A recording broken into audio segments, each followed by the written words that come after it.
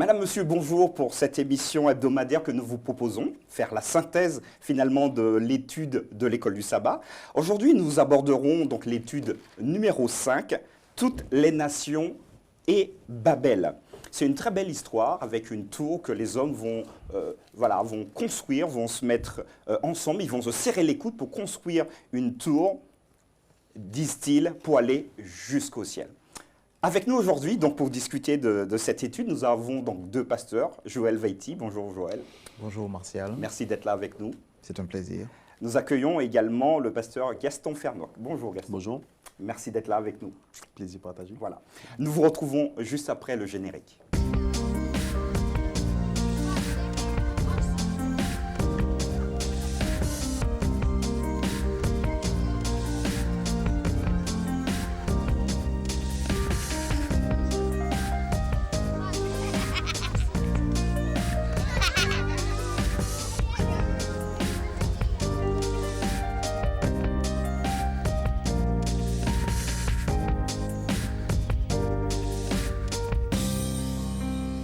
Voilà, nous sommes de retour et je vous propose juste avant de commencer les discussions à pouvoir prier ensemble et ce sera donc Gaston qui nous accompagnera pour cette prière. Prions ensemble. Merci Seigneur pour ce privilège que tu nous donnes de pouvoir se réunir autour de ta parole. Nous réclamons la présence de ton Esprit Saint, Seigneur. Parle à nos cœurs, inspire-nous et que toute chose se fasse uniquement pour toi, au nom de Jésus. Amen. Amen. Amen. Amen. Merci Gaston pour ta prière. Chers amis, toutes les nations et Babel. Vous connaissez probablement l'histoire, mais juste pour nous plonger un peu, en tout cas pour ceux qui ne maîtrisent pas bien, nous partirons tout de suite dans la Genèse. Et prenez vos Bibles avec nous et nous allons lire quelques versets. Genèse chapitre 9, et nous lirons à partir du verset 18 et nous irons jusqu'au verset 24. Genèse chapitre 9, à partir du verset 18. Je vais lire. Les fils de Noé, oui c'est bien ça, oui voilà. Donc les fils de Noé qui sortirent de l'arche étaient Sem, Cham et Japheth. Cham fut le père de Canaan. Ce sont là les trois fils de Noé. Et c'est leur postérité qui peupla toute la terre. Noé commença à cultiver la terre et planta de la vigne. Il but du vin, s'enivra et se découvrit au milieu de sa tente. Verset 22. Cham, père de Canaan, vit la nudité de son père et il le rapporta dehors à ses deux frères. Alors Sem et Japheth prirent le manteau, le mirent sur leurs épaules, marchèrent à reculons et couvrirent la nudité de leur père. Comme leur visage était détourné, ils ne virent point la nudité de leur père. Verset 24. Lorsque Noé se réveilla de son vin, il apprit ce que lui avait fait son fils cadet. Et il dit, maudit soit Canaan, qu'il soit esclave des esclaves de ses frères. Voilà, chers amis, donc encore une histoire, on va dire, un peu délicate, hein, une malédiction là qui tombe. Il se passe quelque chose d'assez curieux et je vous invite vraiment à pouvoir réfléchir ensemble avec nos deux invités sur ces aspects. Le héros est ivre. Noé, héros hein, de toute la première partie, hein, c'est lui qui va sauver sa femme, ses frères, il va sauver du monde. Maintenant, le héros est en déchéance, j'ai envie de dire. Il est ivre. Donc Noé, le sauveur de l'humanité, est saoul et en plus, le texte nous dit, il est nu dans sa chambre. Une première question, est-ce que Noé était en dépression, chers amis? Qu'est-ce que vous en pensez? Pourquoi il s'est mis dans un état pareil? Était-il en dépression? Joël? Alors, pour répondre directement à la question, cela me fait penser à un grand homme de la Bible, hein, à un prophète, je crois que c'était le prophète Élisée, qui venait d'accomplir quelque chose d'excellent pour Dieu. Il avait permis la destruction de tous les prophètes de... C'était Élie, donc oui, Élie. Élie, les prophètes de Baal avaient été détruits, donc le prophète Élie. Et après, on le retrouve vraiment avec le moral vraiment dans ses chaussettes. En train de fuir en plus. En train de fuir et ensuite il va se réfugier un peu là dans cette caverne. Il va même demander la mort. Et on voit que Dieu vient vraiment à sa rescousse. Donc je suis en train de me poser la question, de savoir est-ce que ce n'est pas le lot de tous les hommes de Dieu, après une expérience excellente, très forte, de se retrouver vraiment au creux de la vague. Donc, peut-être effectivement qu'il était dans un état particulier, un état second. Tu nous fais peur là. Hein. Dans un état second. Mais bon, Ouais, okay. on y reviendra tout à l'heure Oui, avec d'autres éléments qu'on Okay. pourrait partager. Même nos héros de la foi peuvent... Nos héros, pas les héros. Nos héros de la foi peuvent Ouais. être des... Ils peuvent être sujets à l'erreur. C'est le cas de Noé. Alors, je ne pense pas qu'il déprime, mais je pense que Noé est sujet à l'erreur comme tout le monde. Comme David a été sujet à l'erreur, comme Salomon, comme Abraham, comme Moïse, le grand Moïse. Il n'y a que Jésus qui n'a pas commis d'erreur. Donc, ce qui se passe ici, c'est que, oui, il va boire, hein, il va se saouler. Et donc, du coup, voilà, Noé va se retrouver dans une situation délicate, une situation pas très correcte. Bon, mais on va en parler tout à l'heure, mais qu'est-ce que ça nous évoque sur la nature Tout ça pour humaine? dire, c'est que nous, les humains, je crois que dans notre travail, dans notre collaboration avec Dieu, tout ce à quoi touche l'homme est sujet à l'erreur, même en collaboration avec Dieu. Puisque nous avons une nature de péché, nous avons une nature qui est vendue au péché.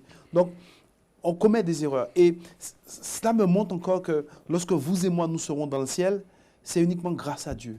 Grâce à Dieu, grâce au sacrifice de Jésus. Parce que s'il fallait vraiment compter sur nous, même en tant que chrétiens, eh bien, je pense qu'on commet constamment des erreurs. Ouais. Tu voulais rajouter un élément? Je voudrais... Bon, dépression, oui ou non, ou Oui, peut-être. alors c'est la question que je pose pour ouvrir. Mais hein. surtout, je suis en train de réaliser que si je m'arrête uniquement sur ce que le texte nous dit au verset 20, Noé commença. Parce que là, ici, nous avons un recommencement. Parce qu'il y a eu le commencement, on a vu ce qui s'est passé. Et ce texte renvoie en fait au Jardin d'Éden et à ce qui s'y est déroulé avec Ève notamment. Ève avec le fruit, et lui, il plante cette vigne. Ensuite, il récupère donc du jus de ce fruit. Et ensuite, qui va retravailler quand même, hein, parce que c'est fermenté. Qui va retravailler. Et après, il va basculer dans quelque chose, alors qu'il vient de vivre quelque chose de très fort. Dieu l'a sauvé. Dieu l'a sauvé.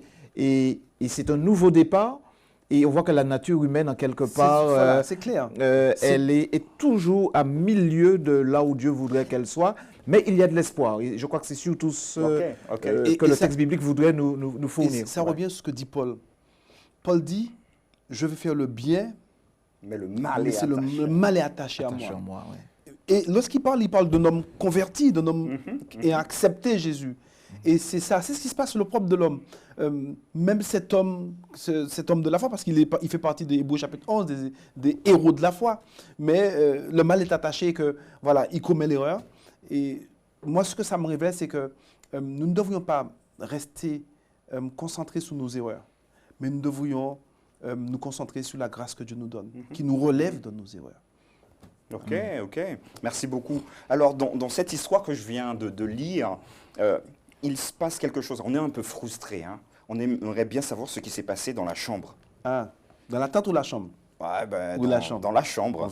Allez, dans la tente. Peut-être qu'il était sous la véranda aussi. J'en sais rien. Quoi qu'il en soit, le texte nous dit, verset 21, il but du vin, s'énéva, et se découvrit donc au milieu de sa tente. Verset 22, Cham, père de Canaan, vit la nudité de son père et il le rapporta dehors à ses frères. Alors ma question, que s'est-il passé entre Cham et son père, ivre-mort, dans la chambre? Que s'est-il passé? On a envie de savoir, mais vous êtes des théologiens. D'après vous, que s'est-il passé là-bas?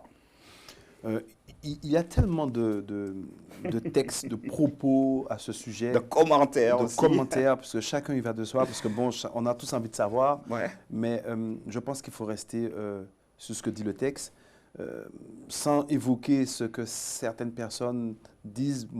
Je pense ici qu'il s'agit... Et certaines personnes disent quoi? Bon, des théologiens vont très loin, mais bon, bref, c'est toujours comme ça. C'est le propre de l'homme de vouloir toujours percer ce qui n'est pas vraiment révélé. Mais ici, je crois que ce qui se passe, c'est que Cham, l'erreur de Cham, c'est que non seulement il voit son père dans cet état de nudité, mais il va le dire, il va le rapporter à ses frères. Et à l'époque, c'était un signe de déshonneur de voir la nudité de son père et de le dire à d'autres personnes. Et l'erreur de Cham, c'est ça. Il aurait dû prendre soin. mettre tout de suite. Honore ton père voilà, et ta mère. Voilà, mettre Ok. tout de suite sur son père sa robe de chambre, voilà, cette manière de parler. Mais non, au lieu de le faire, eh bien, il va presque se moquer en fait de la nudité de son père vis-à-vis de ses frères. Et c'est là l'erreur de Cham. D'accord? Et pour revenir, Noé, effectivement, le sachant, il est déçu parce qu'il faut vraiment se mettre dans le contexte de l'époque. Aujourd'hui, c'est tellement simple de voir des gens nus. D'ailleurs, on marche presque nus dans la rue, donc ça pose aucun problème à personne. Alors, lorsqu'on voit la poitrine des gens aujourd'hui, tout le monde est quasiment nu, donc ça pose aucun problème. Mais à l'époque, voir la nudité de ses parents, eh bien, c'était quasiment une abomination. Et c'est ce qu'il fait. Non seulement il le voit, mais il aurait dû déjà adopter l'attitude pour essayer de protéger son père, mais il va le dire. Et donc Noé lui est déçu. Noé dans le contexte de l'époque. Et donc qu'est-ce qu'il va faire? Eh bien, Noé va maudire son fils. Alors je vais revenir là-dessus ici. Verset 25. Si vous remarquez bien les versets 25 à 26, Noé fait simplement une invocation ici. Dieu ne dit rien, Dieu ne parle pas. Je le dis parce que certaines personnes utilisent ce texte pour dire que Dieu a maudit Canaan, Cham, je veux dire. Dieu ne dit rien, on voit bien que c'est Noé qui invoque. Dieu n'a rien dit. Donc, alors, restons prudents dans ce qu'on dit. Noé, effectivement, est déçu, il est en colère, donc il prononce lui-même une malédiction sur son fils, mais ce n'est pas Dieu qui prononce la malédiction. Dieu n'a rien dit là-dessus. Ok. Est-ce que ça montre, peut-être juste avant de te donner la parole, mais est-ce que ça montre la frustration que Noé avait à ce moment-là? Il est, voilà, tu l'as dit, il est déçu, il est au bout de sa vie. Il est comme déçu je parce dirais. que je pense qu'il s'attend en tant que père, il s'attendait à ce que son fils puisse effectivement Avoir un autre comportement. avoir un autre comportement de par l'éducation qu'il a dû recevoir. Mais malheureusement, il fait autrement. Ok. Et il faut vraiment se mettre dans la tête qu'à l'époque, voir la nudité de ses parents et le dire à quelqu'un d'autre, c'était vraiment un signe d'abomination. Et Cham est conscient du contexte de l'époque. En se moquant de son père. En se moquant de son père. Il se moque de son père vis-à-vis de ses frères. Et c'est ce que... D'accord, merci beaucoup. Joël? Oui, je suis en train de constater, quand on parcourt tous ces textes, que chaque homme essaie de faire un peu plus que l'autre, mais surtout dans le mal. La progression dans le mal, elle est plus significative chez les uns et chez les autres. Et une génération va chercher à faire plus que celle d'avant et de toutes celles d'avant. Ici, on a Noé qui fait une démarche qui n'est pas bonne. Il fait quelque chose qui n'est pas bon, parce que non seulement il va planter, il va récolter, mais il va boire, il va s'énivrer jusqu'à ce qu'il soit ivre. Alors, il pouvait planter et boire, mais il va fermenter. Il va Fermenter. plus loin. Oui, il va plus loin que... Et ensuite, on voit, il va se découvrir. Et après, donc, son fils intervient. Et le papa, il a du mal avec cela. Parce que, alors, c'est vrai que la nudité, même si elle est ici et là, à droite et à gauche, mais dans le cadre familial, c'était une affaire qui était vraiment vue comme une abomination. Et il fallait ne pas casser les codes, justement. Tout à fait. Et sa démarche, c'était pas juste accidentellement. Il a vu la nudité et peut-être qu'il a passé un certain temps à l'intérieur. Maintenant, le texte sacré ne nous dit pas autre chose. Et après, il va le rapporter à ses frères. Et qu'est-ce qu'ils se sont dit? Se sont-ils moqués de leur père, etc. Donc, il y a eu toute une série de choses qui ont été dites. Il y a eu toute une série de comportements. Ça, nous n'avons pas non plus d'informations là-dessus. Mais en tout cas, ce n'était pas la chose à faire. Et aussi, nous réalisons que le texte biblique est fascinant, en ce sens qu'il y a des choses, même si ce n'est pas Dieu qui les a prononcées, mais le fait que Dieu autorise que ces choses-là soient là, c'est en quelque part pour notre instruction. Donc, ce n'est pas Dieu qui a prononcé la malédiction. Ça, c'est clair, c'est net, c'est précis. Mais le fait que Dieu ait permis que cela ait été préservé et que nous soyons là aujourd'hui à lire ce qui a été dit par Noé, c'est qu'en quelque part, Dieu voudrait que ça nous serve à quelque chose. En tout cas, c'est comme ça que je l'interprète. Alors, je me mets Et aussi le respect des parents, c'est fondamental. Oui, Effectivement. oui. Absolument, mais je me mets également dans la tête de certaines personnes qui nous regardent et qui se disent, mais attends, mais moi je m'occupe de mes parents, de mon père ou de ma mère, je les vois nus parce que je dois leur faire les toilettes, parce qu'en général maintenant il faut, les enfants s'occupent des parents. Est-ce que c'est péché? Est-ce que c'est pas bien? Qu'est-ce que vous pourrez dire à ces personnes-là qui se trouvent, voilà, qui se posent cette question? Maintenant, on est dans une période D'accord. où on Donc, accompagne. justement, maintenant. c'est une très bonne chose de s'occuper de ses parents. Donc, ils s'occupent de leurs parents. Bien sûr, le fait de faire la douche aux parents qui ne peuvent pas le faire, c'est une très bonne chose. La Bible dit d'honorer son père. Mais là, effectivement, On n'est pas dans le même on n'est pas dans le même cas. contexte. Ouais. Là, il voit la nudité de son père. En plus, j'aime bien quand tu dis, ben, non seulement il va le rapporter à ses frères, et comment il lui dit, qu'est-ce qu'il fait? Est-ce qu'il humilie son père? Est-ce qu'il, comment dire, exagère un peu sous ses propos? Voilà, donc là, il est en train d'humilier, d'insulter son père. Le fait de voir son père nu, au lieu de s'occuper justement de ses parents, de son père, de prendre une couverture, de mettre sous son papa, et de le mettre au lit, fatigué, il va faire autre chose. Ok, D'ailleurs, ok. la suite du texte nous montre que ses frères, eux, vont faire ce qu'il n'a pas pu faire. Ouais, Voilà. ok. Et cela nous rappelle aussi la démarche d'Ève dans le jardin. Avec le fruit, elle a pris du temps avec le fruit. Le fruit, alors qu'elle n'était pas censée, ne serait-ce que le toucher en plus, donc le manger. Elle n'a même Et pas faim, peut-être, probablement. elle n'avait peut-être pas faim.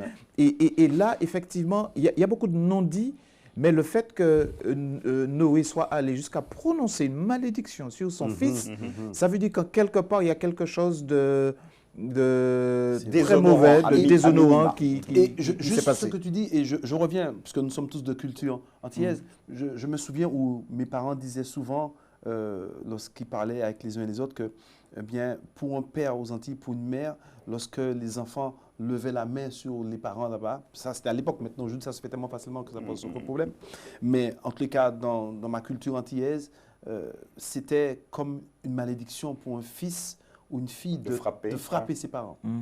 Et c'était quelque chose que nous, en tout cas, les enfants, on prenait au sérieux. Vous voyez, je ne sais pas pour toi, mais nous, on prenait ça au sérieux. Je pense que c'est pareil. Oui. Mais aujourd'hui, ça a tellement changé le monde que ça paraît normal pour tout le monde.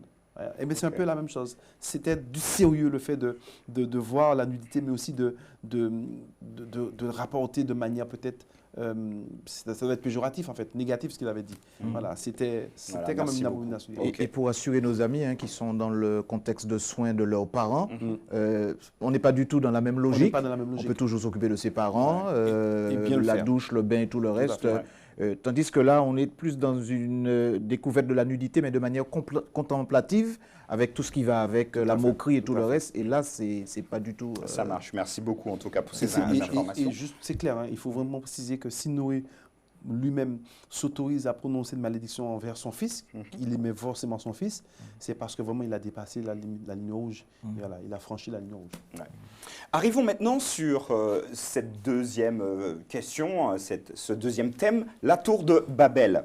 Et on va se plonger tout de suite dans Genèse chapitre 11. Vous pouvez suivre avec nous, chers amis. Toute la terre, chapitre 11, verset 1, toute la terre avait une seule langue et les mêmes mots. Donc là, c'était génial, franchement, c'était la famille, quoi. Comme ils étaient partis de l'Orient, ils trouvèrent une plaine au pays de Shinéar, et ils y habitèrent. Ils se dirent l'un à l'autre, « Allons, faisons des briques et cuisons-les au feu. » Et la brique leur servit de pierre et le bitume leur servit de ciment. Ils dirent encore, « Allons, bâtissons-nous une ville et une tour dont le sommet touche au ciel et faisons-nous un nom afin que nous ne soyons pas dispersés sur la surface de la terre. » Voilà donc, finalement, ils sont OK, hein, ils sont d'accord pour aller tous dans la même direction. Alors, ma question pour vous, quel intérêt de se faire un nom?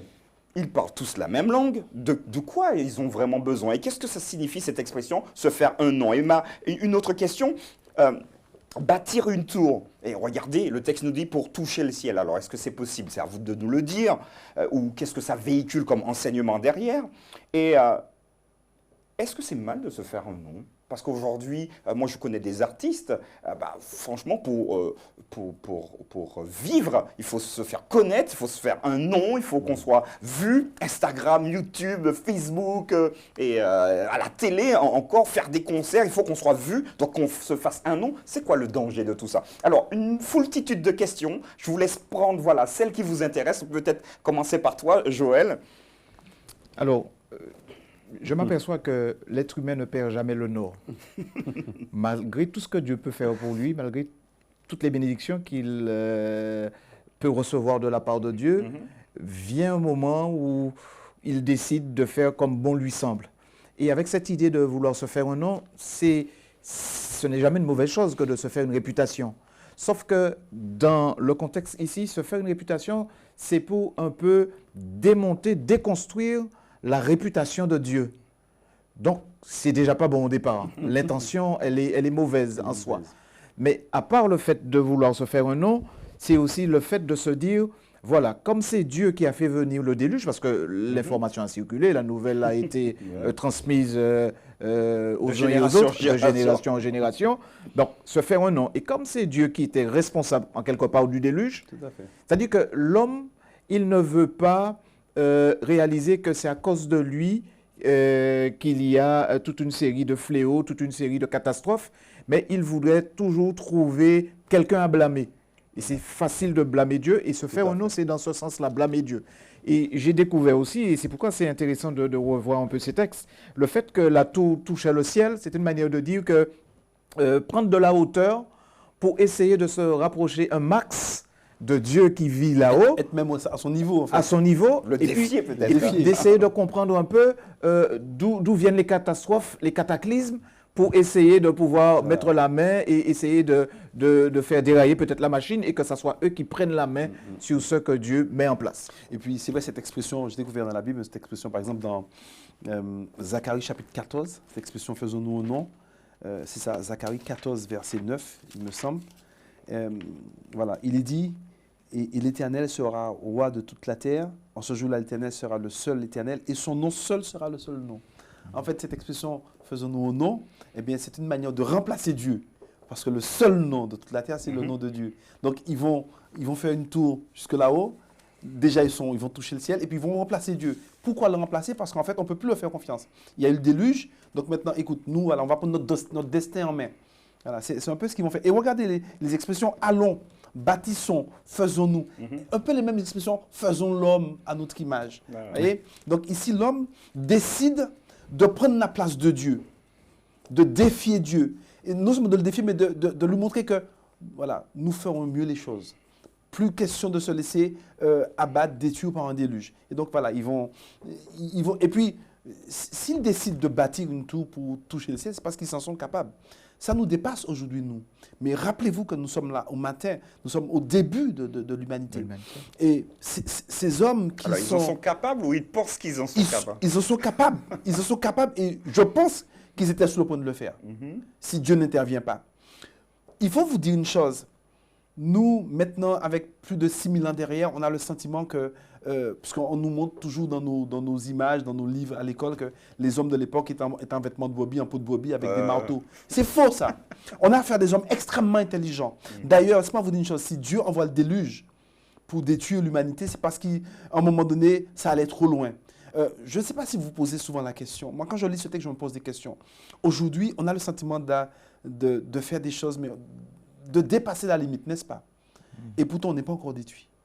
Alors, vous imaginez, vous pensez qu'on a affaire à des hommes, comme on nous révèle l'histoire, des hommes en peau de brebis qui ne connaissaient même pas le feu que Dieu va détruire avec le déluge?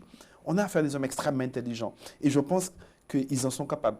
Et je suis sûr qu'aujourd'hui, alors que nous utilisons que 10% de nos capacités intellectuelles, eux, à l'époque, là, ils étaient à devaient 80. utiliser au moins 80%. Donc, ils étaient capables, effectivement, de faire cette tour-là. Et donc, il fallait l'intervention de Dieu, effectivement. Ok. Alors, quoi qu'il en soit, donc vous n'avez pas répondu à une dernière question. Enfin, c'est vrai que je vous ai posé une foultitude de questions. Se faire un nom, être reconnu. Est-ce que tu aimerais que ta communauté d'Angers, par exemple, soit reconnue, soit connue à Angers, qu'on puisse... Ah, mais oui, l'église adventiste que la du 7e star, jour c'est le d'Angers. pasteur Ah, ben Joël. oui, on connaît Joël. Ah, ben oui, Joël Vati. Mais oui, oui. Donc là, ta communauté, donc on salue également les membres d'Angers. Voilà, reconnu. Quel mal y a-t-il à être reconnu, franchement? Alors, c'est quoi le piège, peut-être? Le piège, justement, c'est de vouloir prendre la place de Dieu et vouloir se faire un nom. Si nous parlons de l'évangile, de la proclamation de la bonne nouvelle du salut, c'est Dieu qui doit être en premier lieu, en première place.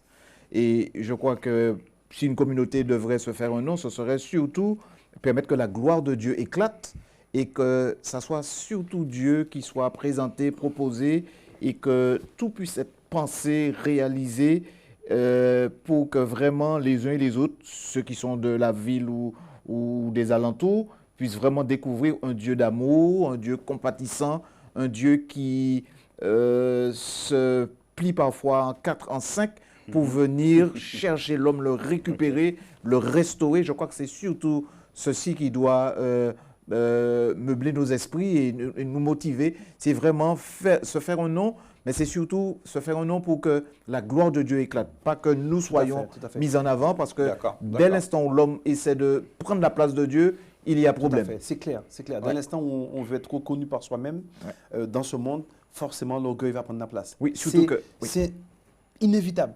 Maintenant que notre communauté soit reconnue de Dieu, forcément, eh bien, ça va redescendre en ondée de bénédiction sur la race humaine. Ok. Alors, j'aimerais vous proposer un texte Genèse chapitre 11, le verset 7. Ça peut peut-être interpeller nos amis qui nous regardent. Genèse, Genèse chapitre 11, c'est ça. Et je vais lire le verset 7. Allons, descendons, et là, confondons leur langage, afin qu'ils n'entendent plus la langue les uns des autres.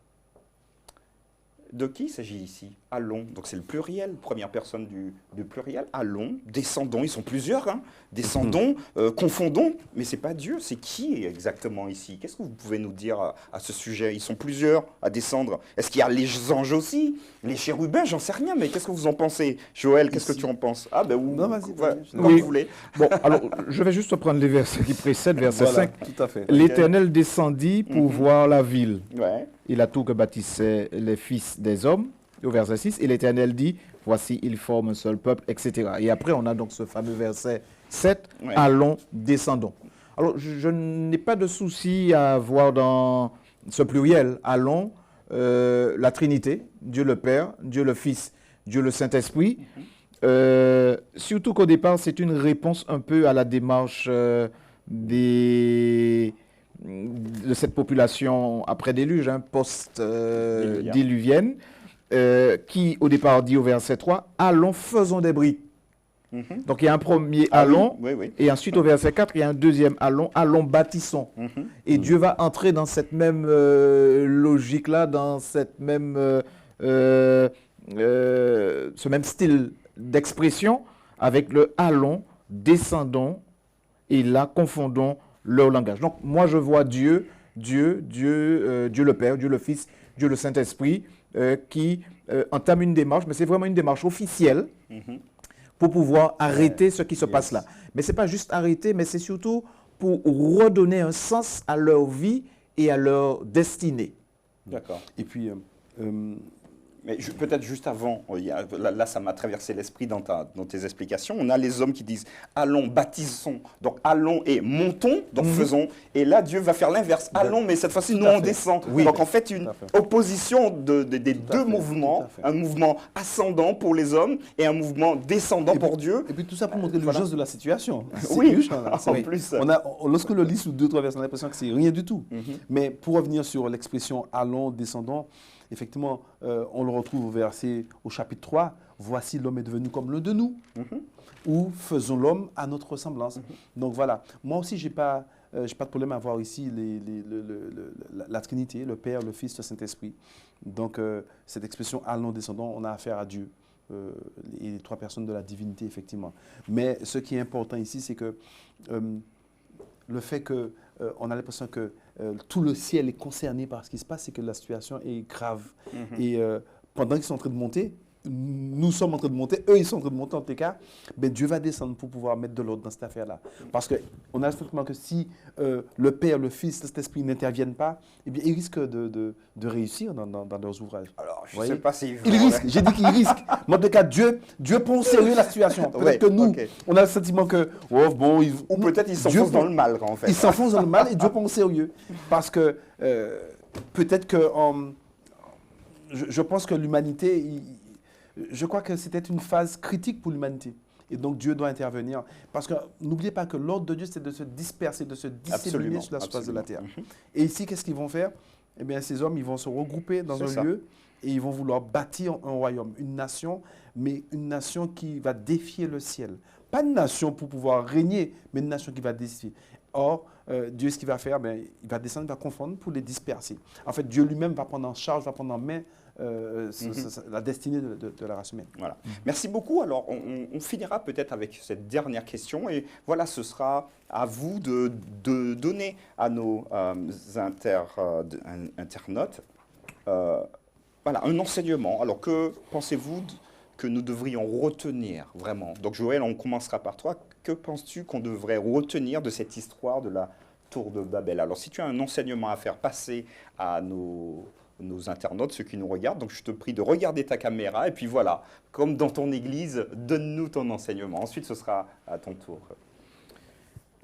Nous constatons ici que Dieu est vraiment un Dieu rempli d'amour et Dieu veut vraiment nous sauver. Et il ne veut pas nous sauver selon nos propres moyens, mais il veut nous sauver selon sa propre méthode. Et Dieu, pour nous sauver, il ne nous fait pas monter jusqu'à lui, mais il descend jusqu'à nous. Et je crois que c'est une belle image de l'incarnation de Jésus qui est descendu jusqu'à nous, qui est descendu jusqu'à nos misères, jusqu'à nos faiblesses, afin de pouvoir nous élever par la suite. Donc il faut toujours que Dieu puisse descendre. La divinité doit toujours descendre vers la terre, toujours descendre vers l'humanité, afin de pouvoir préparer l'humanité à monter. Et si l'homme monte de lui-même, ça ne passe pas. Et c'est surtout la justification par la foi, hein, la grâce que Dieu nous fait. Et c'est jamais l'homme qui monte à Dieu, mais c'est Dieu qui permet à l'homme de monter. Et je crois que nos amis ne l'avaient pas compris, mais nous avons tout intérêt à le comprendre. Donc, confions-nous en Dieu et remercions Dieu pour son amour et sa démarche rédemptrice, salvatrice qu'il développe pour chacun d'entre nous au quotidien. Merci Vraiment, beaucoup. le pasteur Vaïti a pris de ma bouche ce que je voulais dire, le fait que Dieu descend, c'est lui qui nous apporte le salut, c'est lui qui rentre en contact avec l'homme. Donc, mais puisque le texte biblique, c'est une source inépuisable, hein, un trésor inépuisable, mais il faut que je dise quelque chose d'autre. Au travers de cette histoire, bien, je vois aussi un Dieu qui n'est jamais pris au dépourvu, qui gère l'histoire de ce monde, même lorsqu'on a le sentiment que les hommes sont sans limite, mais Dieu ne dort pas. On a peut-être le sentiment, ce qui se passe autour de nous aujourd'hui, que le Seigneur n'est pas là, il ne veille pas, mais il est là, et c'est lui qui décidera, et c'est lui qui a la destinée. Tout est entre ses mains, et je bénis le Seigneur pour ça. Merci beaucoup en tout cas à vous deux d'avoir participé à cet échange sur cette étude. Chers amis, nous vous remercions également de nous avoir écoutés jusqu'au bout. Nous vous donnons donc rendez-vous à la prochaine, espérant vraiment que ces discussions vous accompagnent, vous aident à aller plus loin dans votre réflexion. À très bientôt et merci de nous suivre.